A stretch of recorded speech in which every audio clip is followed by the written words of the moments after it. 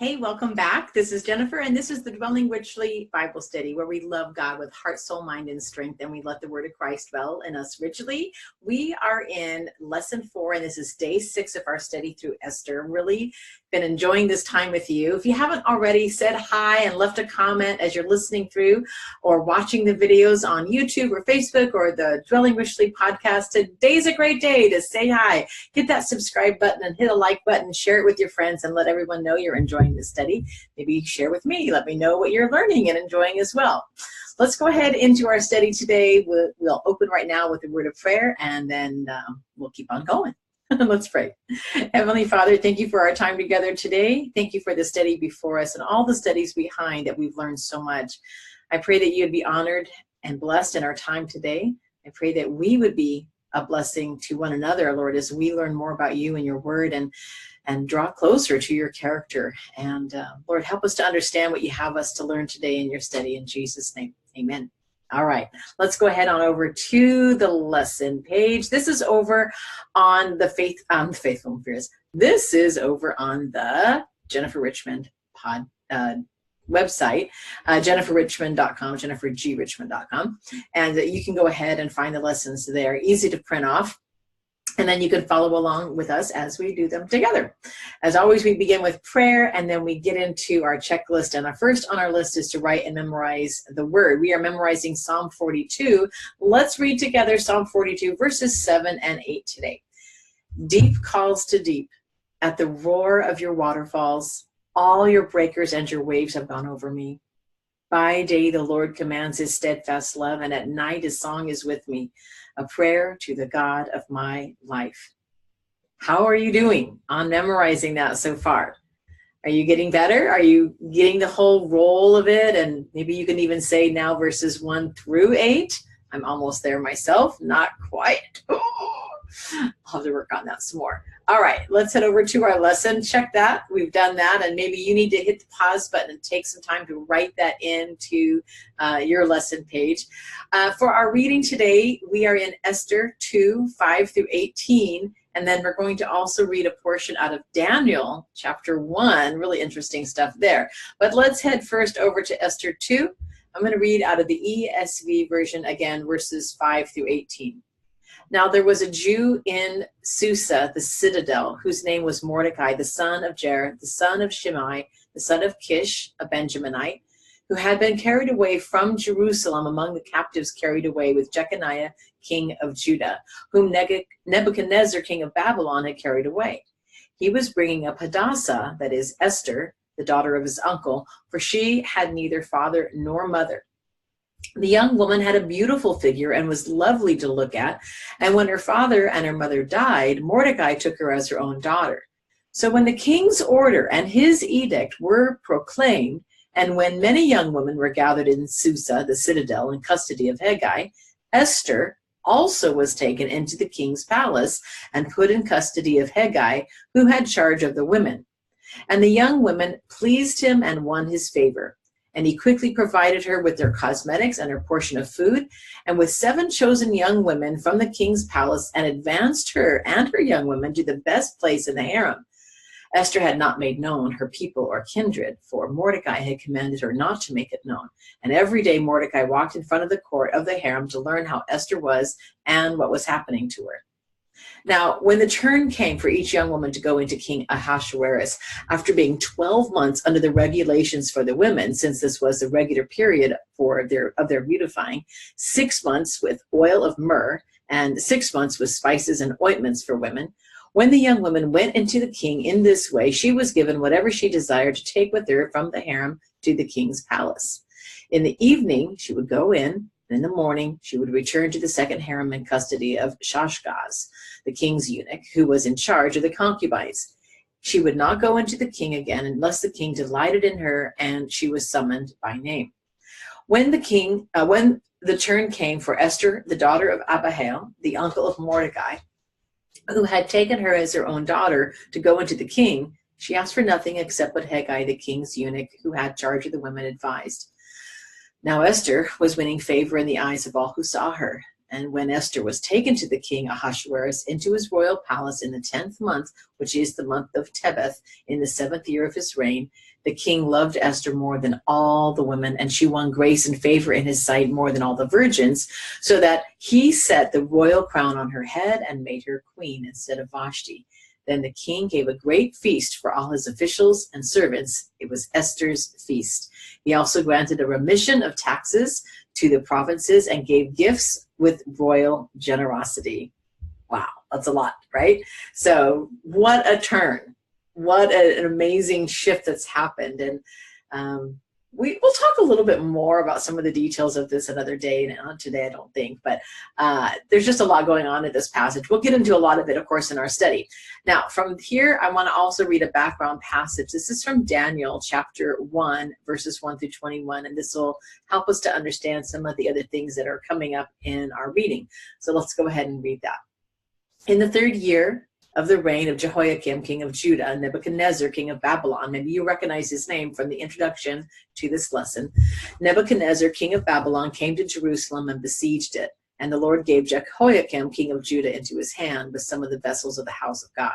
And he brought them to the land of Shinar, to the house of God, of his God, and placed the vessels in the treasury of his God. Then the king commanded Aphanaz, his chief eunuch, to bring some of the people of Israel, both of the royal family and of the nobility, youths without blemish, of good appearance and skillful in all wisdom, endowed with knowledge, understanding, learning, and competent to stand in the king's palace, and to teach them the literature and language of the Chaldeans.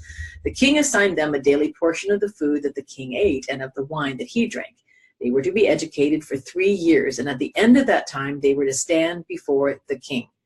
Among these were Daniel, Hananiah, Mishael, and Azariah of the tribe of Judah. And the chief of the eunuchs gave them names. Daniel he called Belteshazzar. Hananiah he called Shadrach. Mishael he called Meshach. And Azariah he called Abednego. But Daniel resolved that he would not defile himself with the king's food or with the wine that he drank. Therefore, he asked the chief of the eunuchs to allow him not to defile himself. And God gave Daniel favor and compassion in the sight of the chiefs and the eunuchs. And the chief of the eunuchs said to Daniel, I fear my lord the king, who assigned your food and your drink. For why should he see that you were in worse condition than the youths who are of your own age? So you would endanger my head with the king. Then Daniel said to the steward, whom the chief of the eunuchs had assigned over Daniel, Hananiah, Mishael, and Azariah, test your servants for 10 days. Let us be given vegetables to eat and water to drink. Then let our appearance and the appearance of the youths who eat the king's food be observed by you, and deal with your servants according to what you see. So he listened to them in this matter and tested them for 10 days. At the end of 10 days, it was seen that they were better in appearance and fatter in flesh than all the youths who ate the king's food. So the steward took away their food and the wine they were to drink and gave them vegetables. As for these 4 youths, God gave them learning and skill and all wisdom and literature, and Daniel had understanding in all visions and dreams. At the end of the time, when the king had commanded that they should be brought in, the chief of the eunuchs brought them in before Nebuchadnezzar. And the king spoke with them, and among all of them, none was found like Daniel, Hananiah, Mishael, and Azariah. Therefore, they stood before the king, and in every matter of wisdom and understanding about which the king inquired of them, he found them 10 times better than all the magicians and enchanters that were in his kingdom. And Daniel was there until the 1st year of King Cyrus. All right, lots of background here for today. I want you to understand that before we move into our lesson. So you can check that off your list. Good job today. All right, let's meet Mordecai. What is Mordecai's nationality? And list his genealogy. Let's go back over here to the beginning of this passage. And there we go. And now there was a Jew in Susa, so that's his nationality, whose name was Mordecai, and here's his genealogy. Son of Jair, son of Shammai, son of Kish, a Benjaminite, who had been carried away from Jerusalem among the captives, carried away with Jeconiah. He's not related to Jeconiah, but he's just carried away with him. Jeconiah, king of Judah, whom Nebuchadnezzar, king of Babylon, had carried away. Are you seeing the connection? All right, we just read from Daniel. That's exactly what happened here. His whole family before him not him personally, he wasn't born yet. He would have been over 100 years old had he been born. Was carried away from Jerusalem as a captive over to Babylon. I mean, I guess he could have been born. Maybe he lived to a ripe old age, but I doubt it. It's just my personal thoughts on that. All right. So the narrator includes fascinating and essential information about Mordecai's ancestry. What extra information does the narrator provide about Mordecai's great-grandfather, Kish? All right. So he says Kish, a what? That's right, a Benjaminite. Highlight that. Oops, sorry. Hop back over to the correct page there. He reminds everybody that Mordecai's great-grandfather was a Benjaminite. This Kish, a Benjaminite, he adds that in. How did Mordecai end up in Susa? Well, he's part of the family that was carried away. They left during the reign of the king, and Nebuchadnezzar had sacked Jerusalem, basically, and sends them all over to Babylon. Look up Kish and Jeconiah, otherwise known as Jehoiakim, in your concordance online or a good old-fashioned book and write details. Be sure to hit 1 Samuel 9, 1 through 2 in your concordance adventure. All right, here we go. I went ahead and lit this up with some hits from Bible Gateway, just searching Kish and Jeconiah. So lots of stuff on Kish. Look at this. From Joshua, Judges, even all the way to Acts, we see this because Kish was the father of Saul, and Ner the father of Abner, blah, blah, blah. Oh, that's not the Acts one. Where's the Acts one?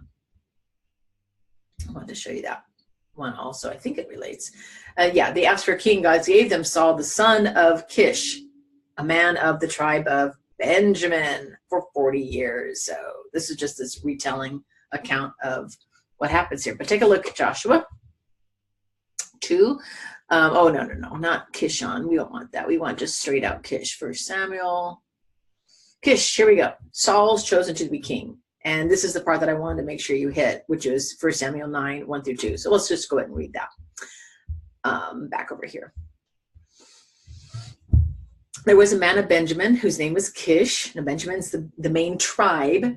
We have Abraham, gave birth to Isaac, gave birth to Jacob. Jacob fathers the 12 tribes of Israel, and Benjamin's one of those. He was the youngest son that was born after Joseph. And Joseph was the one that was sold into slavery into Egypt. Joseph has 2 sons, Ephraim and Manasseh, and then during his stay in Egypt and all that. And then he comes back, and Benjamin's the other younger son. All right. So there was this man of Benjamin whose name was Kish, the son of Abiel, son of Zeror, son of Bechorath, son of Aphiah, a Benjamite, a man of wealth, very wealthy tribe there. Now the donkeys of Kish, Saul's father, were lost. Oh, let's go ahead and read this in context.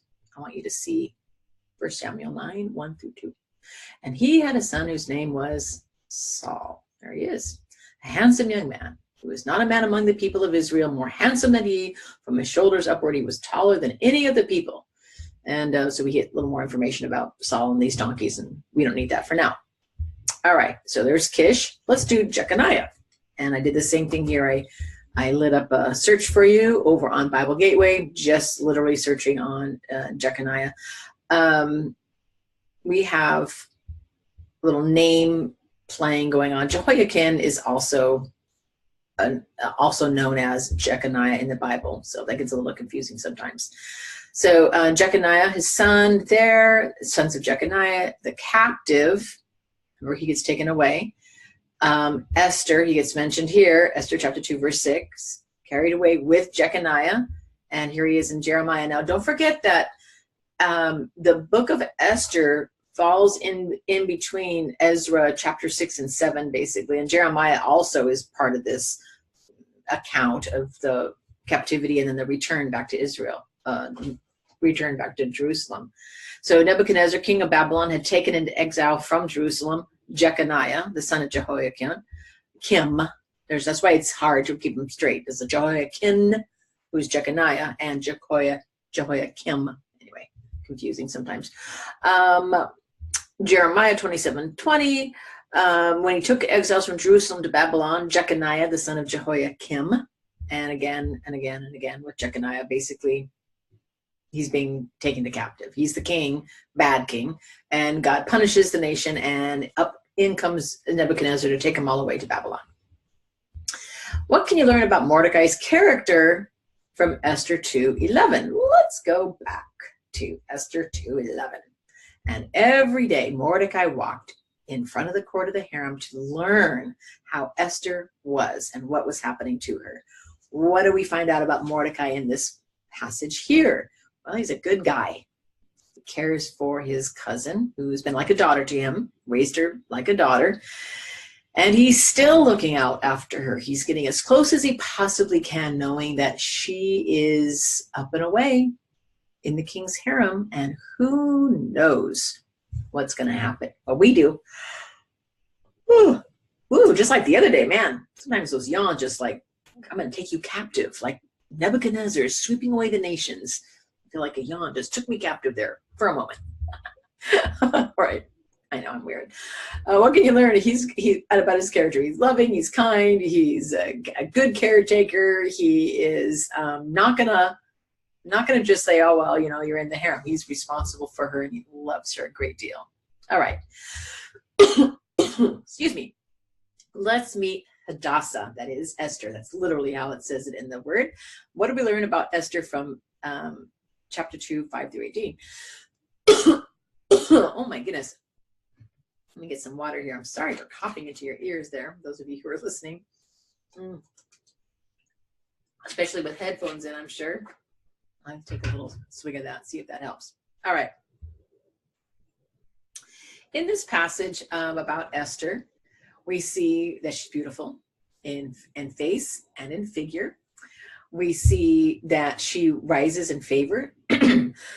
So there must be something lovely and winsome about her, not just her looks, but her character. The note here, she had not made known her people, for Mordecai commanded her not to make it known, so she's obedient to Mordecai, basically her father, right? She's obedient to him.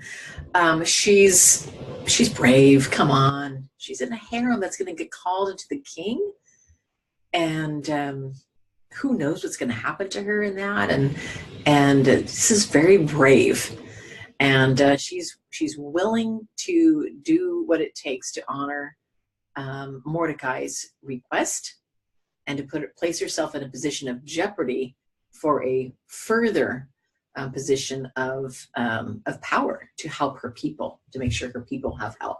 She's a woman of integrity and bravery to do what she's doing here. How is the meaning of Esther's Hebrew name significant to her story? Recall Mordecai's instructions to her. Well, let's take a look over here at the Hebrew language. Otherwise, you're not going to know how to answer this question unless you do a little research on your own, which I always encourage you to do. Do some research. Esther is the transliteration of the Persian word for star, from which Ishtar, the Persian goddess of love and war, is thought to be connected. Esther's Hebrew name is Hadassah, which means myrtle, a tree common in Israel and used in the Feast of Booths. So this is one of the feasts that's listed in Leviticus 23. You can look that up. Additionally, Hadassah means hidden. It means hidden or secret. So how is the meaning of Esther's Hebrew name significant to her story? Recall Mordecai's instructions to her in chapter 2, verse 10. Well, she's hidden. She's not revealing. She's not telling everybody she's a Jew. She's keeping her identity a secret. And think about it this way. What's the first thing you do when you meet somebody and you're just trying to get to know them? And here's all these women in this harem. What's your name? Esther. Where are you from? Susa. Who are your people? Persia and Susa in particular, but Persia in general, was a metropolitan melting pot, really. You remember that the Persian Empire extended to 127 provinces. All the nationalities, all the people, from Turkey to India, all were in there. And Persia was known as a relatively tolerant society. They weren't out persecuting people, conquering people, yeah. But once they had, they did not force assimilation necessarily to Persian ways as much as maybe you might think. And so maybe people were curious, where are you from? Who are your people? Because people would keep to their customs and keep to their ways and maybe even keep to their clothing and their dress. But there was nothing about Esther that would have revealed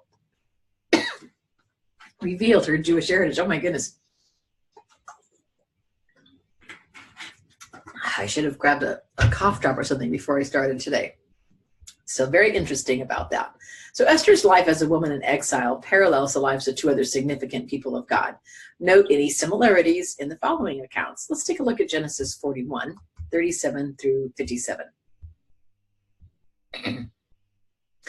Page not found, it's telling me. What did I do? Oh, that's interesting. Let's go ahead and I'll just copy and paste that over into Bible Gateway. Drop it up over into here. See if that'll cooperate with me, all right?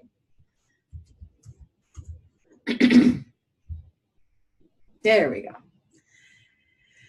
This proposal pleased Pharaoh and all of his servants. And Pharaoh said to his servants, can we find a man like this in whom the Spirit of God? Then Pharaoh said to Joseph, since God has shown you all there is none so discerning and wise as you are. You shall be over my house, and all my people shall order themselves as you command.